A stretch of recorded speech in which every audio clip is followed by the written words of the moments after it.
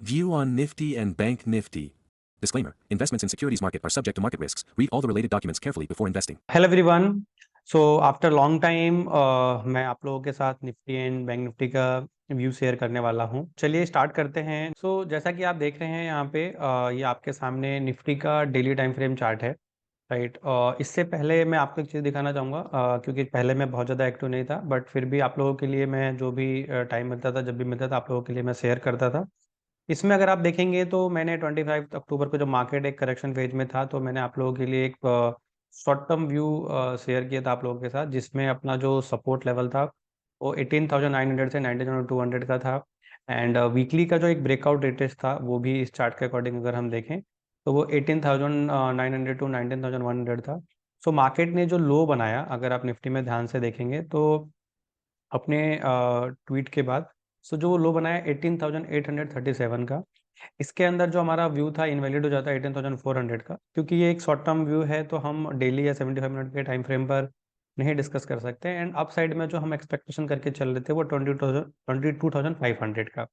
अभी market recently अगर आप देखेंगे तो 21,000 का हाई बनाया है, क्योंकि मार्केट अभी एक नियर अबाउट रेसिस्टेंस के पास है, बैंक निफ्टी एंड निफ्टी में भी अगर हम देखें तो कोई रेसिस्टेंस अभी नहीं है, राइट। बट एक काफ़ी अच्छा रनअप आ चुका है, जो न्यूज़ था मार्केट में वो भी ऑलरेडी आ चुका है और सब कुछ ऑलरेडी हो चुका है। यहाँ से एक बेस्ड ऑन माय एक्सपीरियंस मुझे ऐसा लगता है कि एक माइनर करेक्शन आ सकता है, क्योंकि जैसे कि अगर हम ट्रेंड लाइन ड्रॉ करते हैं नॉर्मली स्ट्रक्चर और सपोर्ट रेसिस्टेंस ढूंढते हैं, उसके अकॉर्डिंग आपको कहीं ना कहीं एक लेवल ऐसा मिलता है जहाँ पर प्राइस कई बार रुक जाता है।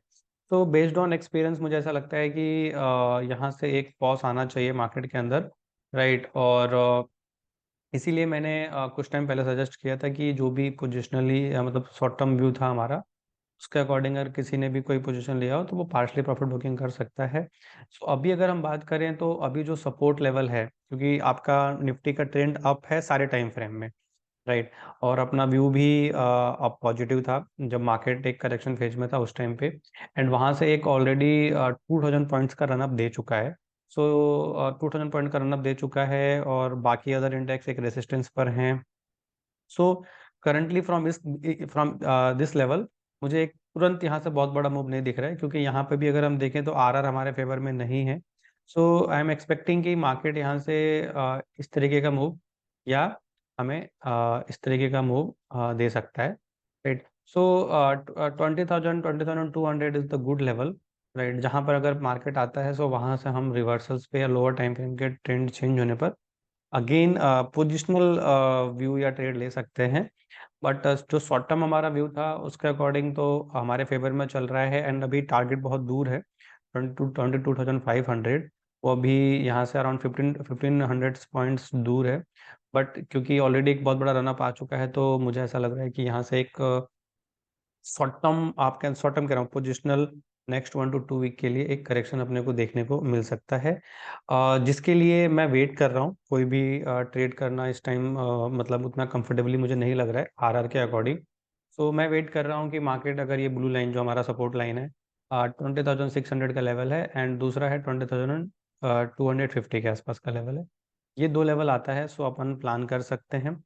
इन लेवल्स में कोई चेंजेस आते हैं मैं आप लोगों को का ट्रेंड कैसा है, ट्रेंड के अकॉर्डिंग सपोर्ट रेजिस्टेंस पे अपने को फोकस करना है, उसके अकॉर्डिंग फिर हमें आरआर देखना है एंड हेजिंग के साथ अपने को ट्रेड बनाना है। सो अब आ जाते हैं बैंक निफ्टी पे। बैंक निफ्टी की अगर मैं बात करूं तो बैंक निफ्टी का एक मतलब एक रेसिस्टेंस के पास प्राइस खड़ा है। अगर हम वीकली टाइम फ्रेम पर देखें तो हमने जो दो मेजर हाईज हैं उनको कनेक्ट किया है, उसके अकॉर्डिंग जो रेसिस्टेंस लेवल आ रहा है वो 47,500 के आसपास, प्लस माइनस आप 200 से 300 पॉइंट्स कैलकुलेट कर लीजिए, क्योंकि काफ़ी बड़ा मतलब जो डिजिट है स्टॉक्स वो काफ़ी बड़े डिजिट में ट्रेड कर रहा है, तो मतलब हम 0.5% ऊपर नीचे ले सकते हैं सपोर्ट रेसिस्टेंस के। ये एक रेसिस्टेंस लेवल है। यहाँ पे भी कोई प्रॉपर अपना लेवल नहीं आ रहा है कि यहाँ पर अपन कोई पोजीशन बनाए या कोई हैच पोजीशन बना के काम करें। ओवरऑल अगर हम देखें तो इसमें अपना ट्रेंड यहाँ पे चेंज हो गया था 44,000 के आसपास, वहाँ से कंटिन्यू अप मूव में चल रहा है। यहाँ से अराउंड अगर हम देखें तो 400 to 500 पॉइंट मतलब 1% और ऊपर तक दिख रहा है चार्ट पे, बट अगर हम बात करें एक अच्छा ट्रेड के लिए तो हमें वेट करना चाहिए 46,500 के लेवल का, वहां पर आए। सो अपन वहां पर कोई ट्रेड प्लान कर सकते हैं। जैसा कि मैंने आपको चार्ट पे दिखाया कि हॉरिजॉन्टल लाइन के बेसिस पे जो सपोर्ट है अभी हमारा, वो 46,500 के पास है, राइट। 46,500 के पास है। सो रेंज भी अभी बहुत बड़ी नहीं है। रेंज भी अगर हम देखें तो अभी रेंज भी हमारा यही बन रहा है। ठीक है, रेंज भी बहुत बड़ा नहीं है अभी, क्योंकि मार्केट ने एक ऑल टाइम हाई का ब्रेकआउट भी दिया है डेली वीकली पे। उसके बाद एक मेजर रेजिस्टेंस के पास भी आ रहा है मार्केट। सो थोड़ा सा कॉशियस होकर काम करना चाहिए। एंड अभी का जो मार्केट है फॉर बायर, मैं उतना कंफर्टेबल नहीं हूँ अभी, बेस्ड ऑन एक्सपीरियंस। और ये भी कह सकते हैं कि हमको अच्छे रिस्क व रेशियो का ट्रेड नहीं मिल रहा है उस बेसिस पे। सो मेरे हिसाब से वेट करना चाहिए। सपोर्ट लेवल्स अगर आते हैं वहाँ पर रिस्क व रेशियो अच्छा होता है, सो हमें उसके अकॉर्डिंग ट्रेड इनिशिएट करना चाहिए या उसके अकॉर्डिंग ट्रेड प्लान करना चाहिए।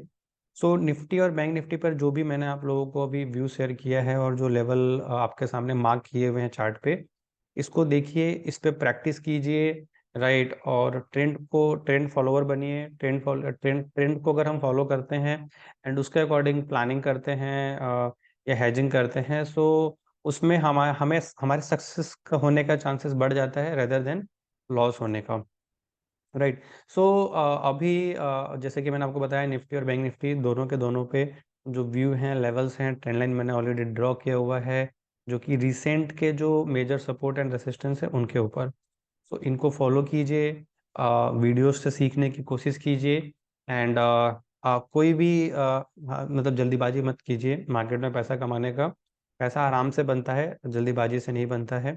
और आपके हर ट्रेड से पहले प्लानिंग होनी जरूरी है और एफ&ओ के अंदर हेजिंग होना बहुत जरूरी है। ये चीज़ें मैं बार बार रिपीट करता हूँ क्योंकि यही गलतियां सभी लोग करते हैं, जिसकी वजह से लॉस होता है। मैंने भी जो 7-8 साल तक कंटिन्यू लॉस किया, उसका रीजन यही था। ठीक है। सो आज के लिए इतना ही, और आगे हम रेगुलर बेसिस पे आप लोगों के लिए वीडियो बनाएंगे। Thank you.